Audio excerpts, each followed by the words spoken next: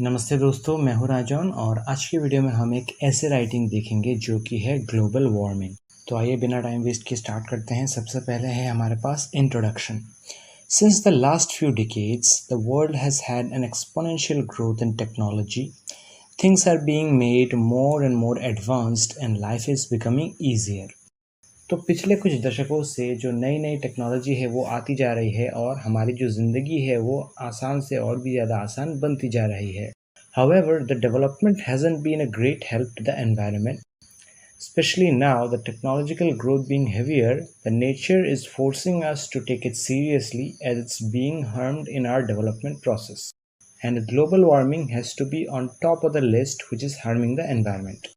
तो डेवलपमेंट तो बहुत ज़्यादा हो रहा है, लेकिन प्रॉब्लम ये है कि ये सारी चीज़ें जो हैं हमारे वातावरण को, हमारे एनवायरनमेंट को अच्छा नहीं कर रही है, उसे हेल्प नहीं कर रही हैं, बल्कि उसे नुकसान पहुंचा रही हैं। ख़ास तौर पे जो अभी का समय है, पिछले कुछ सालों से, तो वो बहुत ज़्यादा हानि होने लगा है हमारे एनवायरनमेंट का इस डेवलपमेंट की वजह से। स्पेशली पिछले कुछ सालों से तो बहुत ही ज़्यादा ख़तरनाक होते जा रहा है ये जो टेक्नोलॉजिकल ग्रोथ है हमारे एनवायरनमेंट के लिए।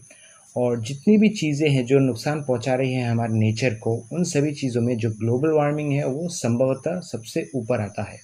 Even without going in much details, the constant rise of heat every year is not only giving us an extreme weather condition to live in, but it also has been affecting the whole planet in a dangerous way. तो अगर ज़्यादा detail में बात नहीं भी करेंगे global वार्मिंग के बारे में, फिर भी इतना तो आसानी से कह सकते हैं कि हर साल जो गर्मी बढ़ते जा रही है ज़्यादा से ज़्यादा, वो बहुत ही ज़्यादा नुकसान पहुंचा रही है हमारे प्लैनेट को, हमारे धरती को, बहुत ही ख़तरनाक तरीके से। नेक्स्ट पॉइंट है हमारा व्हाट इज़ ग्लोबल वार्मिंग, यानी कि ग्लोबल वार्मिंग एक्चुअली है क्या। Global warming refers to an increase of the earth's average temperature. तो ग्लोबल वार्मिंग पृथ्वी का जो औसत तापमान है उसे बढ़ने को कहते हैं। Since 1900 the earth's average temperature has risen by more than a degree. Now it's getting bigger and bigger with various things like emission of greenhouse gases, destruction of green forests and more. तो 1900 के दशक से जो पृथ्वी का औसतन तापमान है वो बढ़ता ही जा रहा है, और अभी का जो समय है जहाँ पे टेक्नोलॉजी बहुत ही ज़्यादा हाई हो गई है और ग्रीन हाउस गैसेस यानी कि कार्बन डाइऑक्साइड गैसेस ये जो ज़्यादा से ज़्यादा प्रोड्यूस हो रहे हैं, जिसका कारण ऑब्वियसली है कि जो इंडस्ट्रियल वर्क है वो ज़्यादा हो रहा है, जो ख़तरनाक गैसेस हैं वो रिलीज़ हो रही हैं, गाड़ियाँ ज़्यादा चल रही है। इन सब चीज़ों की वजह से क्या हो रहा है कि जो ग्लोबल वार्मिंग है वो बहुत ही बुरी तरीके से इफ़ेक्ट हो रहा है। Causes of global warming. तो ग्लोबल वार्मिंग के कुछ कारण के बारे में बात करते हैं। The main causes of global warming are deforestation, greenhouse gas emission and pollution. तो जो ग्लोबल वार्मिंग के कुछ प्रमुख कारण हैं वो तो पहला है डिफॉरेस्टेशन, यानी कि जो पेड़ पौधे हैं, जंगल वगैरह वो काट लिए जा रहे हैं और लोग बिल्डिंगें बना रहे हैं, घर वगैरह बना रहे हैं, ये एक मेन रीज़न है। Green house gas emission and pollution, तो जिसकी मैंने बताया जो कार्बन डाइऑक्साइड जैसे गैसेस हैं वो ज़्यादा से ज़्यादा रिलीज़ हो रहे हैं अलग अलग जगहों से, तो ये एक रीज़न है। और क्या है, और है पोल्यूशन, जो दूसरी गाड़ियाँ भी रिलीज़ कर रही हैं खतरनाक गैसेस, या फिर इंडस्ट्री से भी जो निकल रही हैं, वो सारे बहुत ही बुरी तरीके से अफेक्ट कर रहे हैं हमारे ग्लोबल वार्मिंग को। We all know that CO2 is consumed by trees which we humans breathe out. तो हम सब जानते हैं कि जो कार्बन डाइऑक्साइड गैस है वो हम छोड़ते हैं और ये जो पेड़ हैं वो कंज्यूम करते हैं, और पेड़ ऑक्सीजन रिलीज़ करते हैं obviously. By destroying more and more trees, we are ultimately leaving the extra carbon dioxide in the atmosphere to damage the ozone layer, which has been protecting us from the ultraviolet rays. तो जो पेड़ पौधे हैं वो तो consume करते हैं ये कार्बन डाइऑक्साइड, और हम क्या कर रहे हैं, पेड़ पौधे काट रहे हैं, डिफॉरेस्टेशन कर रहे हैं। तो इस वजह से जो कार्बन डाइऑक्साइड को, मतलब पेड़ को कंज्यूम करना था जो गैस को, वो बाकी रह जा रहा है और ये डैमेज कर रहा है हमारे ओजोन लेयर को। तो ओजोन लेयर के बारे में आपको पता होगा, जो अल्ट्रावायलेट रेस है सूरज का, उससे हमें प्रोटेक्ट करता है। तो ये भी डैमेज हो रहा है और ओवरऑल ग्लोबल वार्मिंग बढ़ रहा है।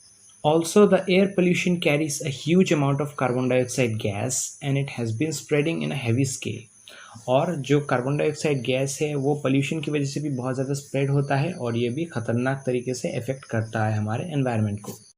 अब आते हैं सोल्यूशंस की तरफ कि क्या क्या उपाय कर सकते हैं हम ग्लोबल वार्मिंग के बारे में। Solutions to keep global warming in control are there, but both us as individuals and the government has to work to help it. तो उपाय तो है, सॉल्यूशंस तो है ग्लोबल वार्मिंग को कंट्रोल करने के, लेकिन हमें अकेले एज एन इंडिविजुअल भी इसके ऊपर एफर्ट डालना पड़ेगा और गवर्नमेंट को भी एफर्ट डालना पड़ेगा, तभी कुछ हो पाएगा। Firstly we have to limit cutting down trees and start planting them as regularly as possible. तो पहला काम जो हमें as an individual as a citizen करना है कि पेड़ पौधों को काटना बंद करना है बिना वजह, और ज़्यादा से ज़्यादा पेड़ पौधे हमें लगाने हैं। इससे क्या होगा, कार्बन डाइऑक्साइड जो है वो कंज्यूम कर लेंगे पेड़ और हमें एक्स्ट्रा ऑक्सीजन देंगे जो कि एनवायरनमेंट को हेल्दी बनाएगा। We have to reduce air pollution and in this use of electrical vehicles can be handy. Moreover, a huge requirement comes of reducing the spread of greenhouse gases.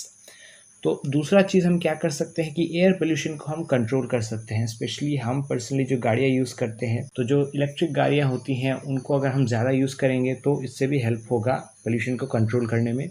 और दूसरी ओर जो green house gases जहाँ जहाँ से भी extra release हो रही हैं, उन सब कामों पे हमें रोक डालना है। जैसे कि जो भी इंडस्ट्री में रिलीज़ होता है ग्रीन हाउस गैसेस, उनको जितना भी हम कंट्रोल कर सकते हैं उतना ही हमारे लिए बेटर है। आखिर में कंक्लूजन देख लेते हैं। Global warming is a serious threat not only for us but also for the upcoming generation.